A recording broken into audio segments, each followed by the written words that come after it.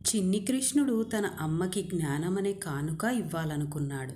ఒకరోజు బలరాముడు మిగిలిన గోపబాలురులతో పాటు యశోదాదేవి దగ్గరికి వచ్చి అన్నాడు, అమ్మా, నువ్వు కృష్ణుడికి చాలాసార్లు చెప్పావు కదా మట్టి తినకూడదు అని. కానీ తమ్ముడు మేము చెప్పినా వినకుండా మట్టి తినేస్తున్నాడు.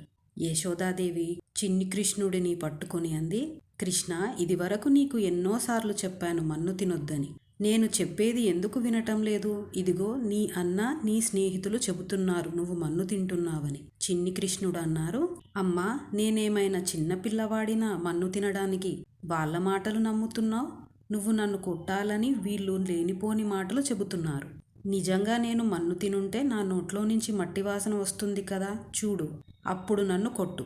యశోదాదేవి అంది, అయితే నోరు తెరువు. చిన్ని కృష్ణుడు నోరు తెరిచాడు. యశోదాదేవి మోకాళ్లపై కూర్చుని వాసన చూద్దామని దగ్గరికి వెళ్ళేసరికి సమస్త భూగోళాలు, లోకాలు, పర్వతాలు, నదులు, చెట్లు, నరులు, నందవ్రజంలోని పశువులు, తన ఇల్లు, తనతో పాటు కృష్ణుడు కనపడ్డాడు. ఎన్నో బ్రహ్మాండాలు కనపడుతూ యశోదాదేవి తెల్లబోయి అనుకుంది, ఇది కళ, వైష్ణవమాయ, ఇది సత్యమా?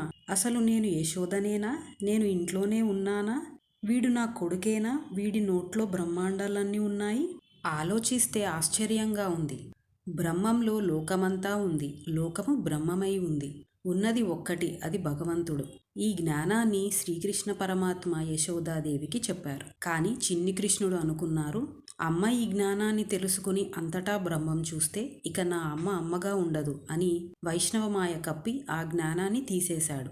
రాత్రి యశోదాదేవి అన్నం తినిపిస్తుంటే తినకుండా ముఖం అటు ఇటు తిప్పుతూ అల్లరి చేస్తుంటే అమ్మ అంది, ఇలా అన్నం తినకపోతే మాధవ కవలమని వస్తారు కదా అన్నం కోసం, నిన్ను వాళ్ళకి ఇచ్చేస్తా. చిన్ని కృష్ణుడు కోపంతో కూర్చుని చూస్తున్నాడు, నన్ను ఇచ్చేస్తావా అని. అప్పుడే మాధవ కవలం తల్లి అని ఒక అతను వచ్చాడు.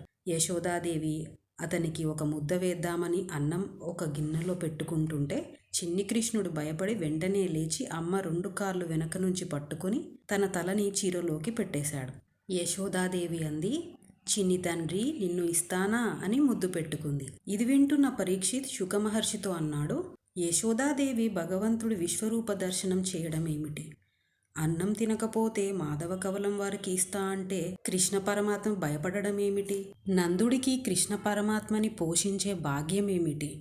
ఏమి చేశారని ఇంత అదృష్టం యశోదానందులకి? శుకమహర్షి అన్నారు, బ్రహ్మ వసువులలో ముఖ్యుడైన ద్రోణుడు ఆయన భార్య ధరని పిలిచి కృష్ణ పరమాత్మ ఆవిర్భవించబోతున్నారు, మీరిద్దరూ కూడా వెళ్ళి భూమిపై జన్మించండి అన్నారు.